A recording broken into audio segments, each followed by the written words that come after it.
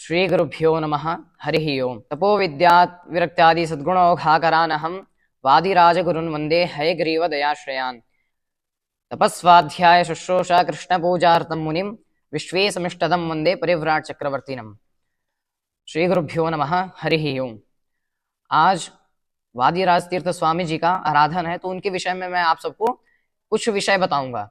तो सबसे पहले वादिराज स्वामी जी का जन्म से लेकर उनकी एक दो कहानियां भी बताऊंगा मैं आप सबको। सबसे पहले उनका जन्म कैसे हुआ। उनके पिता का नाम रामाचार्य जी था और उनकी माता का नाम माता सरस्वती था। तो उनके माता और पिता को शादी होने के बहुत समय तक उनको पुत्र प्राप्ति नहीं थी। इसके लिए कहते हैं कि अगर किसी को किसी का भी जन्म किसी महान कार्य के लिए होता है तो उसकी माता पिता को भी थोड़ा कष्ट होता है। जैसे अभी हम भगवान रामचंद्र को देखेंगे तो उनको पिता महाराज दशरथ को भी पुत्र प्राप्ति नहीं थी। जब तक उनको भी पुत्र प्राप्ति में बहुत कष्ट हो, उनको पुत्र काम इष्ट यज्ञ कराना पड़ा। ऐसे ही हम मध्वाचार्य जी को देखेंगे तो उनके भी पिता को इतना उन्होंने सेवा की थी भगवान की कि उनका जो शरीर था वो एक लकड़ी के जैसा हो गया था। ऐसे ही जो वादिराज तीर्थ स्वामी जी के माता और पिताजी थे, इनको भी शादी के पश्चात भी इनको पुत्र प्राप्ति नहीं थी। ऐसे ही इनका बहुत समय बीता रहा, ये लोग इससे बहुत ही दुख में थे। तो एक बार की बात है कि उनके गांव में एक स्वामी जी आए थे जिनका नाम माघेश तीर्थ स्वामी जी था। तो उन्होंने जब वहां आए तो इनके माता और पिताजी ने उनके पास गए और जाने के बाद उनसे अपनी सारी भी कष्ट व्यथा जो भी थी उनके सामने सारे उनको बताया।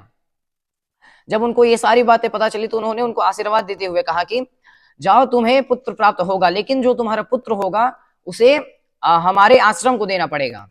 तो उनके जो पिताजी थे वो सोचे कि हमें पुत्र प्राप्त होगा तो उसे आश्रम को देना पड़ेगा, तो इससे हमारा क्या लाभ होगा। क्योंकि पुत्र होता है कि पुतात त्रायतीति पुत्र, जो पुत्र होता है वो एक नरक है, उससे पुत्र होने से उस नरक नहीं होता, वो नरक से वो बचाता है। ऐसा उन्होंने सोचा। फिर सोचा कि अगर पुत्र रहेगा तो उससे उनको लाभ होगा, उनको कोई सेवा आगे चल के जब वे वृद्ध हो जाएंगे तो इनकी सेवा के लिए होगा। लेकिन अगर मैं आश्रम को दे दूंगा तो मेरे पुत्र होने का कोई प्रयोजन ही नहीं रहेगा। तो ये जब बात को इन्होंने स्वामी जी को बताया तो स्वामी जी ने उनको कहा कि ठीक है, तो अगर तुम्हारा जो पुत्र है वो अगर तुम्हारे घर के चौखट के अंदर पैदा होता है, घर के अंदर पैदा होता है तो उसे तुम्हें उसका पालन पोषण करना है।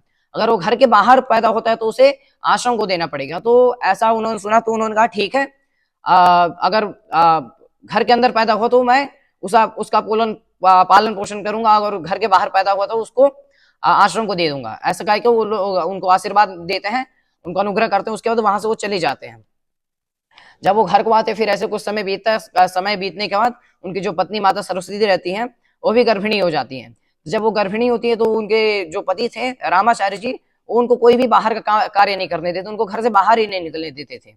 तो ऐसे ही वो बाहर का सारा काम रामाचार्य जी करते थे और अंदर इनकी माता सरस्वती जी रहती थी। ऐसे ही समय बीतता रहा। कुछ समय बाद क्या हुआ कि एक किसी महत्वपूर्ण कार्य से रामाचार्य जी को अपने घर से बहुत बाहर जाना, मतलब कुछ दूर जाना पड़ा था। तो इनके घर के सामने जो इनका खेत था उसमें इन्होंने फसल बो रखी थी। तो वो जो फसल थी उसको एक गाय आके उसको नष्ट करने लगी, उसको खाने लगी। जब वो ऐसा कर रही थी तो ऐसा इन्होंने उनकी माता सरस्वती जी ने देखा, तो उसको भगाने के लिए वो उन्होंने घर से बाहर गए। जब वो घर से बाहर गई तो उन्होंने गाय को तो भगा दिया, लेकिन गाय को जब भगाया तो ये गर्भिणी थी इसलिए इनको थोड़ा थकान हुआ। तो वहीं पे एक वृक्ष के नीचे इन्होंने बैठा और वहीं इन्होंने विश्राम करने लगी। जब विश्राम कर रही थी तभी इनको क्या हुआ कि इनकी पुत्र की प्राप्ति हो गई। जब इनको पुत्र उत्पत्ति हुआ तो उसके बाद जब रामाचार्य जी को ये बात पता चली कि घर के बाहर पुत्र प्राप्त हुआ है, तो इन्होंने एक पत्र लिखा स्वामी जी को। स्वामी जी को पत्र लिखते हुए कहा कि स्वामी जी, मेरे को पुत्र प्राप्त हुआ है, वो भी जो पुत्र है वो घर के बाहर प्राप्त हुआ है, तो इसको मुझे आश्रम को देना है। तो ऐसा जब इन्होंने भेजा तो उसके बाद उन्होंने उनके माता पिता ने उनको 5-6 वर्ष तक उनका पालन पोषण किया। पालन पोषण होने के बाद उनको आश्रम को भेज दिया। जब उन्होंने उनको आश्रम को भेजा तो उनका पहले जो अपने 5-6 वर्ष में उनका जो नाम था उनका नाम भूवराह था। लेकिन जब वो आश्रम को गए तो उनका दीक्षा लेने के बाद उनका नाम पड़ा वादिराज तीर्थ स्वामी जी। जब उनका ये नाम पड़ा तो एक वो स्वामी जी बने। अगर एक स्वामी होना है तो उसके लिए वैराग्य होना बहुत जरूरी है। तो उनके एक वैराग्य के बारे में, उनके विषय में एक मैं आप सबको एक कथा बताऊंगा। तो एक बार की बात है कि वादिराज स्वामी जी और उनके शिष्य लोग जो थे वो अपने गांव से ऐसे पर्यटन कर रहे थे। पर्यटन करते करते वो एक राज्य को पहुंचे। जब वो राज्य को पहुंचे तो उन्हें अपना पूजा करना था, लेकिन पूजा करने के लिए उनको एक समतल भूमि चाहिए थी। लेकिन उस राज्य में कोई भी समतल भूमि कहीं थी नहीं, जो भी था ऊपर नीचे था, पूरा वहां का भूमि ऊपर नीचे था। तो जब ऐसा उन्होंने देखा तो ऐसे ही चलते गए चलते गए। चलने के बाद उन्होंने देखा कि एक दूर, बहुत दूर एक बड़ा सा चबूतरा बना है। तो उन्होंने कुछ बिना सोचे समझे वहां गए, और वहां जाने के बाद उन्होंने अपना पूजा प्रारंभ कर दिया।